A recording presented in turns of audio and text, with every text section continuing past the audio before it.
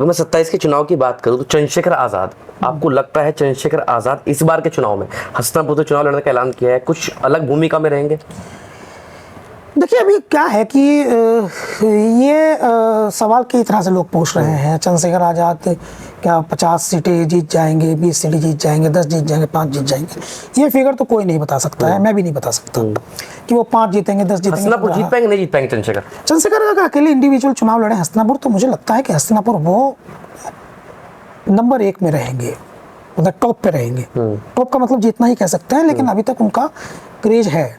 हस्तिनापुर नहीं, हस्तिनापुर कहीं भी चुनाव लड़ेंगे, नहीं कहीं भी चुनाव लड़े चंद्रशेखर, तो सांसद हैं तो वो किसी भी सीट पे चुनाव लड़ेंगे। अगर वहाँ संख्या में उनका समीकरण बनता है तो निश्चित तौर पे वो वहाँ उनका क्रेज रहेगा। तो हस्तिनापुर में उनका क्रेज है, सिंपली जीतने की संभावना अधिक है। कि इशू ये नहीं है कि चंद्रशेखर आजाद जो हैं वो कितनी सीटें जीतेंगे, कितनी नहीं जीतेंगे। इशू ये है कि इस चुनाव में वो अपने आप को बसपा से अधिक वोट उनकी पार्टी पा पाती है या नहीं पा पाती है। वोटिंग परसेंटेज बढ़ता है नहीं बढ़ता? हाँ, वोटिंग परसेंटेज तो इसलिए चूंकि 2022 का चुनाव में 2027 का चुनाव उनका पहला विधानसभा स्तर में बड़ा चुनाव है, तो वो ये कह सकते हैं कि बसपा जो है वो चूंकि लगातार उनका वोटिंग परसेंटेज गिरता जा रहा है।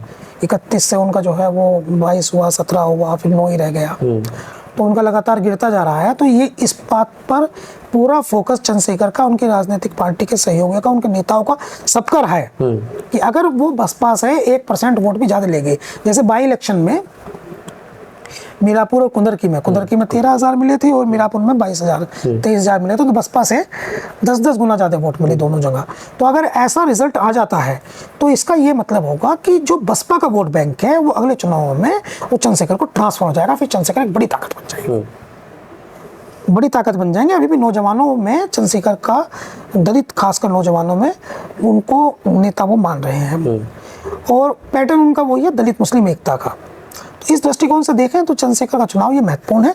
और बसपा के दृष्टिकोण से अगर हम देखें तो बसपा की जैसे परफॉर्मेंस रही है, तो चंद्रशेखर जो है वो बेटर परफॉर्मेंस बसपा से दे सकते हैं। इससे ये फायदा होगा इनको कि 2029 के चुनाव में, लोकसभा चुनाव में, जहां बसपा स्टैंड करती है वहां इनकी पोजीशन स्ट्रांग होने लगेगी। क्योंकि चंद्रशेखर को यहाँ तक पहुँचने में चंद्रशेखर की गति बहुत तेज है। अगर हम पॉलिटिकल समझे तो चंद्रशेखर की गति बहुत तेज है, बसपा से बहुत तेज गति है। बसपा को यहाँ तक पहुँचने में काशीराम जी के बारे में लोग कहते हैं 40 साल लगे थे। 4 बार सीएम रही और फुल टेन्योर रहा 2007 से 2012 का। इसके बावजूद भी इतना मोमेंटम, इतना हाई, इतना नाम, इतनी चर्चा। हालांकि उसमें डिजिटल टेक्नोलॉजी का भी रोल है, सोशल मीडिया का बिग रोल उसमें है। क्योंकि काशीराम जी ने तो एक बार ये भी कह दिया था कि हमारे लोग जो हैं वो अखबार ही पढ़ना बंद कर दें। अखबारों में क्या, मैं अखबार ही नहीं पढ़ता क्योंकि अखबारों में, मेरे लोग भी अखबार नहीं पढ़ते क्योंकि अखबारों में हमारे लोगों की बात ही नहीं छपती। लेकिन यहाँ स्थिति दूसरी है। सोशल मीडिया में चंद्रशेखर खूब सुने जाते हैं, कहे जाते हैं, तो उनका मैसेज जो है वो कई लोगों के पास तक आता जाता रहता है। इसलिए ये कह देना कि चंद्रशेखर जो है वो अप्रासंगिक है, मैं उसको नहीं कंसिडर करता। मैं सिंपली कहता हूँ कि चंद्रशेखर जो है वो 2027 के चुनाव में लाइमलाइट में रहेंगे। फोकस रहेगा उन पर। क्या अखिलेश यादव को, आपको लगता है जो फिलहाल की परिस्थिति है, अखिलेश यादव को चंद्रशेखर की जरूरत है 27 के चुनाव में? हाँ जरूरत है भाई, जरूरत। देखिए अभी क्या है, लेकिन उनके पास इशू ये है कि जयंत चौधरी वाले एपिसोड के बाद से वो किसी पर ट्रस्ट करते हुए तकलीफ महसूस करते हैं। आप देखिए उन्होंने किस किस पर ट्रस्ट किया 2022 के चुनाव में। उन्होंने ओम प्रकाश राजभर पर ट्रस्ट किया। ओम प्रकाश राजभर आज क्या करते हैं? ओम प्रकाश राजभर ट्विटर पर जाते हैं, अखिलेश यादव को अटैक करते हैं, पर्सनल अटैक करते हैं। पिछले 1 सप्ताह से हम देख रहे हैं पर्सनल अटैक अखिलेश यादव पर कर रहे हैं। क्या मतलब इस बात का आपका है? आप पॉइंट पे बात कीजिए, मुद्दों पे बात कीजिए, लेकिन वो पर्सनल अटैक अखिलेश यादव को करते हैं। संजय निषाद, अखिलेश यादव ने उनकी कितनी मदद की। संजय निषाद क्या कर रहे हैं आजकल? केशव देव मौर्य, तो केशव देव मौर्य को आप देख लीजिए, केशव देव मौर्य का क्या स्टेटस है। पल्लवी पटेल को आप देख लीजिए, पल्लवी पटेल का क्या स्टेटस है। और अगर हम यहाँ से भी थोड़ा आगे बढ़ते हैं तो हम धीरे धीरे अगर हम बात करना शुरू करें तो आप इनको देख लीजिए, जयंत चौधरी को। बहुत पार्टी में ऐसे लोग थे, परिवारों में ऐसे लोग थे कि वे चाहते थे कि डिम्पल यादव राज्यसभा चली जाए। अखिलेश यादव ने जो है डिम्पल यादव को राज्यसभा नहीं भेजा, जयंत चौधरी को राज्यसभा भेजा। उससे पहले क्या स्थिति थी, इनका एक विधायक था और वही भारतीय जनता पार्टी में शामिल हो गया था। तो इनके पास क्या था?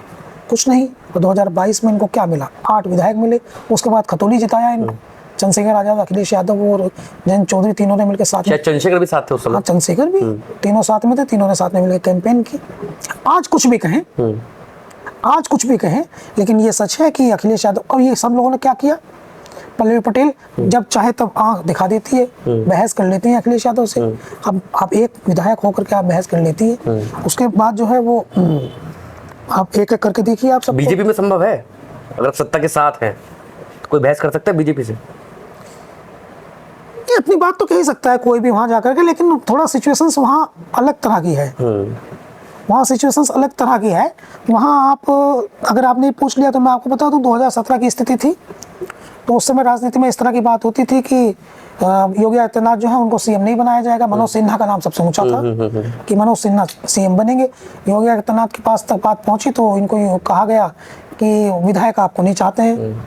तो इनको कहीं पता चला कि जो पर्यवेक्षक आए हैं दिल्ली से वे कहीं मीटिंग कर रहे हैं, विधायक बैठे हैं। ये पहुंचे वहाँ, पहुंच करके इन्होंने कहा कि भाई मैं हूँ यहाँ, बताइए मुझसे क्या शिकायत है, कौन मुझे नहीं चाहता है। तो विरोध में एक हाथ भी खड़ा नहीं हुआ।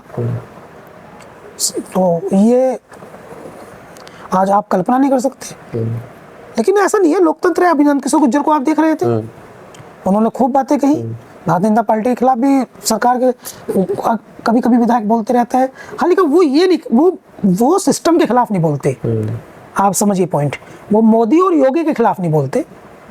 वो जो बोलते हैं वो अधिकारियों के खिलाफ। इसके पीछे भी तो कोई पॉलिटिक्स होगी ना। बोलते हैं। अगर मैं राजनीति की बात करूं, अगर अधिकारी की बात करूं, आपको सबको पता है कहां से क्या चीज मैनेज होती है। अगर कोई भी विधायक, कोई भी सांसद पुलिस को टारगेट कर रहा है, सत्ता तो उसकी है ना, कहीं ना कहीं सवाल तो खड़े कर ही रहा है ना।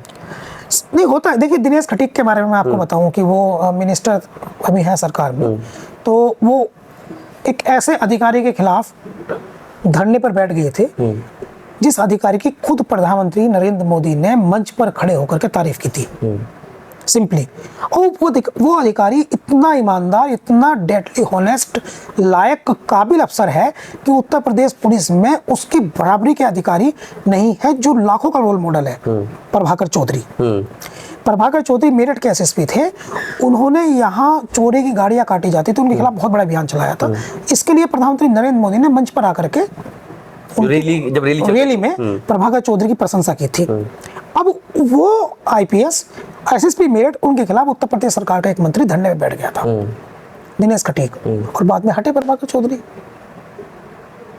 ये तो फैक्ट है, बाद में हटे प्रभाकर चौधरी। तो वो तो होता है।